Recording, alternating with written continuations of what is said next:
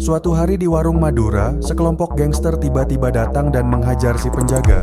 Mereka mengancam dengan pisau agar semua uang diserahkan segera. Si penjaga yang takut kehilangan nyawa pun hanya bisa patuh dengan terpaksa.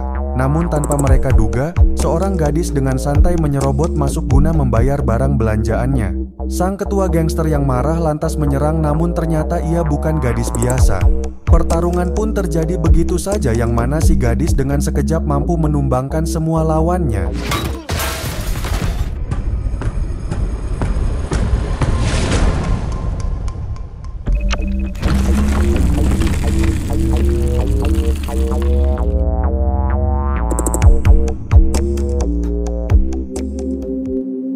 Sejak beranjak dewasa, Okja menjadi seorang introvert yang tidak punya banyak teman. Ia tinggal di rumahnya sendirian dan sangat jarang berhubungan dengan dunia luar. Hanya ada satu orang yang dianggapnya sebagai sahabat spesial, yakni seseorang yang malam itu tiba-tiba menelpon dan memintanya untuk datang. Ia mohon maaf karena akhir-akhir ini selalu sibuk dan jarang berkabar. Dengan perasaan senang, Okja pun langsung berangkat dengan lebih dulu membeli minuman untuk bersenang-senang. Setibanya di sana, bel kedatangan Okja tak mendapat jawaban. Ia kemudian langsung saja masuk, namun ternyata tak ada orang. Fotonya bersama Minhe, sahabatnya, membuatnya tersenyum senang. Sebelum akhirnya ia menemukan sebuah kotak yang seolah telah dipersiapkan. Di dalamnya terdapat sebuah surat dari Minhe yang bertuliskan agar Okja membalaskan dendam. Okja menjadi tak tenang dan segera menelpon sahabatnya yang menghilang. Namun dering ponsel Minhe lantas terdengar dari toilet di sebelah kamar, yang ternyata Minhe telah bunuh diri setelah menghubunginya untuk datang. Okja tak biasa menangisi kesedihan. Ia hanya duduk di luar sambil terkenang akan awal mula persahabatan mereka dimulai. Dulu Okja yang tak punya teman hendak merayakan ulang tahunnya sendirian. Ia memesan kue tar ke toko Minhe yang belum ia kenal. Sebelum kemudian Minhe mengingatkan bahwa keduanya pernah sekelas di sekolahan. Minhe lantas ikut merayakan sambil saling menanyakan kabar. Dengan riang, Minhe bercerita bahwa ia sedang meniti karir sebagai penari balet profesional. Sedangkan Okja yang mulai terbuka berkata bahwa ia hanya kerja serabutan sebagai agen keamanan yang dirahasiakan. Sebagai satu-satunya teman, Minhe adalah segalanya bagi Okja. Ia harus menemukan sebab sahabatnya bunuh diri bagaimanapun caranya. Okja kemudian pulang dengan 1000 pertanyaan di kepala. Dengan petunjuk surat yang ia terima, Okja mencari sebuah nama akun di dunia maya. Akun tersebut rupanya menjual makanan sehingga ia langsung mengecatnya.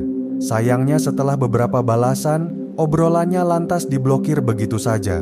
Okja tidak tahu lagi harus berbuat apa. Foto kenangan yang disimpannya membawa masa silam seolah Minhe masih ada. Tingkah Okja yang kaku mampu dicairkan oleh Minhe yang tulus dan sederhana. Kepribadiannya yang introvert sebagai agen rahasia juga menjadi terbuka seolah kembali ke masa remaja. Ponsel Minhe yang berdering lantas mengalihkan perhatian Okja. Terdengar suara seorang lelaki yang berkata agar Minhe menemuinya besok malam di jembatan kota. Si lelaki lantas mengancam akan menyebarkan aib Minhe jika ia tidak menemuinya. Lelaki tersebut rupanya tidak mengetahui jika Minhe baru saja meninggal dunia. 24 jam kemudian di jembatan, dari kejauhan Okja melihat transaksi mencurigakan. Mereka adalah gangster mafia narkoba yang tak bisa diremehkan. Si lelaki kembali menelpon ponsel Minhe, namun Okja membiarkan.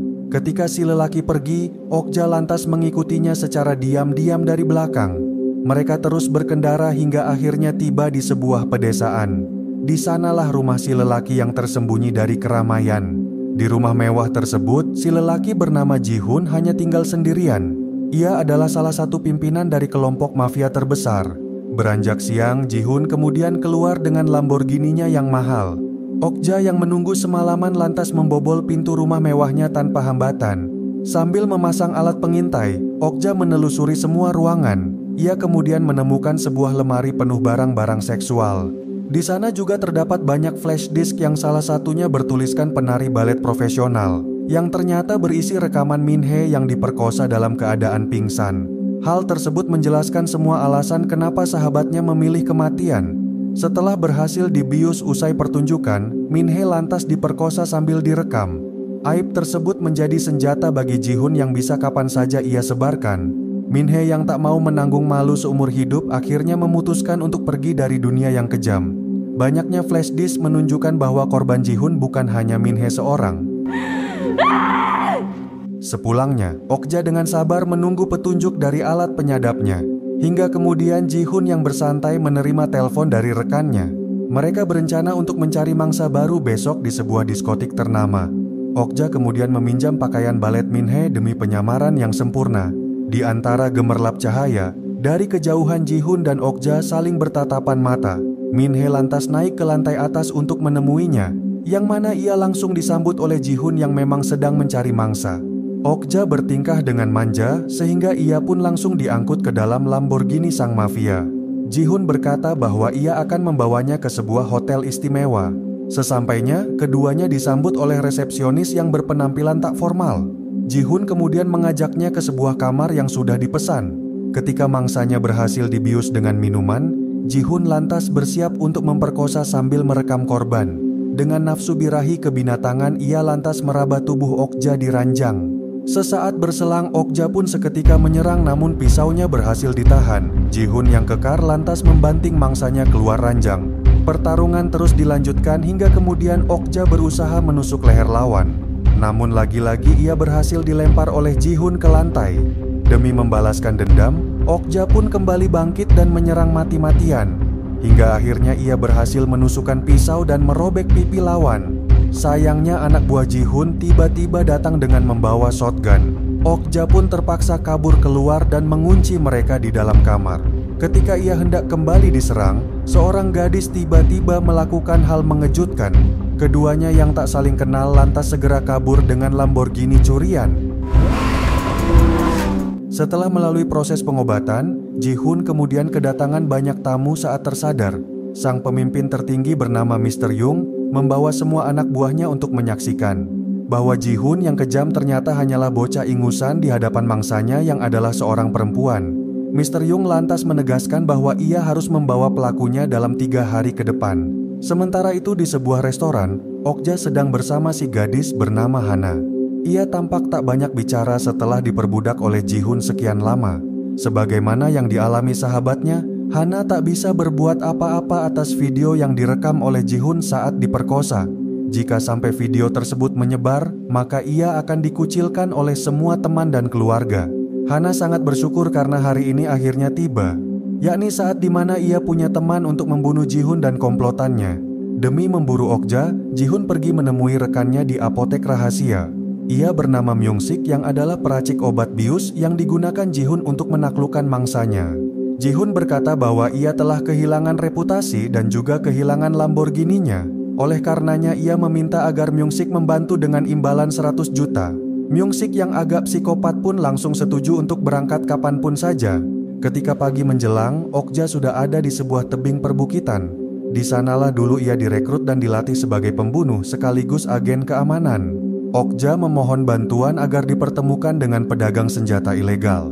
Sang pelatih mencoba memberi saran namun Okja tetap berpendirian bahwa kematian Min-hee harus dibalaskan.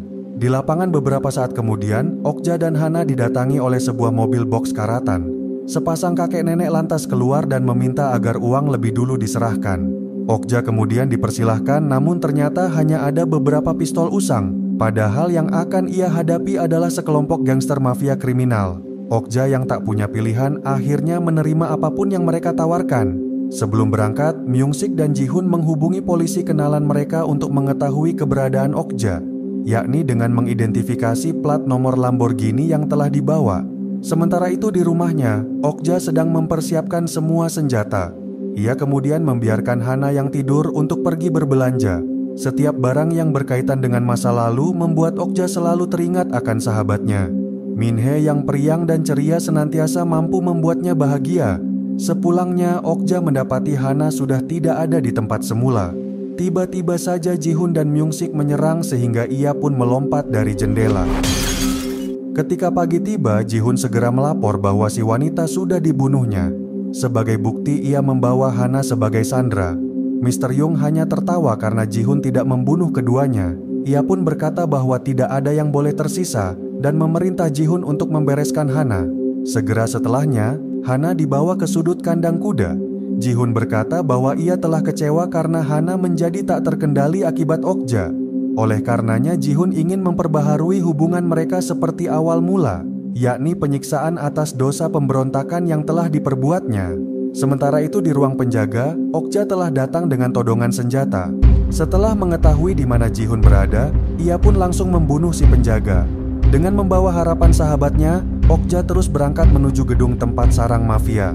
Baju Hana kemudian terlihat penuh darah di lantai setelah disiksa. Okja lantas melanjutkan perburuan dan membunuh siapapun yang ditemuinya. Hingga akhirnya ia pun tiba di sebuah ruangan yang dipenuhi pekerja ganja. Tanpa gentar, Okja lantas menanyakan di mana Hana berada. Ia memberi satu kesempatan bagi mereka untuk menjawab jika tak ingin ada korban jiwa.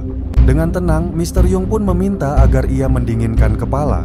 Namun Okja yang sudah tak peduli akan nyawa, lantas menembak Mr. Young saat itu juga. Pertarungan pun terjadi dengan sengit di tengah ladang ganja. Semua gangster dan pekerja mengeroyok Okja yang berusaha bertahan dan melumpuhkan siapapun yang mendekatinya. Meski berkali-kali jatuh dan terluka, namun Okja tetap bangkit demi sahabatnya. Ia tidak lagi punya siapa-siapa dan tak akan segan mengorbankan nyawa. Kematian bukanlah hal buruk baginya dalam perjuangan mengangkat martabat wanita. Hingga akhirnya tinggal Okja yang tersisa dengan satu anak buah yang tersandra. Okja pun memasukkan beling ke mulutnya lalu menghajarnya hingga tak bernyawa. Tak lama setelahnya, Myung-sik yang sedang berkendara menjadi tak berkutik melihat kedatangan Okja. Ia tak bisa percaya bahwa semua rekannya telah dibunuh olehnya. Melihat tubuh Hana yang tak berdaya, kesedihan Okja memuncak tanpa air mata. Namun tiba-tiba sebuah tembakan lantas menjatuhkannya. Rupanya Ji-hun yang pengecut telah menyerang dari belakang Okja. Myung-sik pun menjadi lega dan memuji rekannya. Namun Ji-hun yang menganggapnya tak berguna lantas menembaknya pula. Okja yang sudah tersudut kini tak punya kesempatan untuk menang. Untungnya Hana yang tersadar segera menembak sembarang, disusul oleh sisa peluru Okja yang lantas menumbangkan lawan. Keduanya kemudian membawa Ji-hun ke tepi pantai. Senjata pelontar api lantas disiapkan demi mengakhiri dendam. Sang gangster mafia tak bisa berbuat apa-apa selain merengek memohon ampunan. Ia berjanji untuk bertobat dan siap di penjara asal diberi kesempatan. Sayangnya Okja bukanlah tipe orang yang suka janji manis dalam perkataan. Dengan air mata yang tertahan, ia pun membakar Ji-hun hingga hangus menjadi tulang belulang.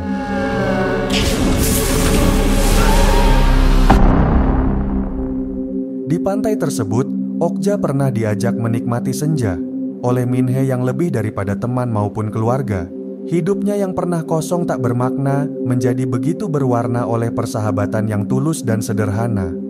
Beberapa hari setelahnya, Okja mengambil semua flash disk yang ada. Ia kemudian menemukan buku berisi jadwal agenda kelompok mafia yang berbeda. Okja pun langsung berangkat untuk melanjutkan misi dari sahabatnya.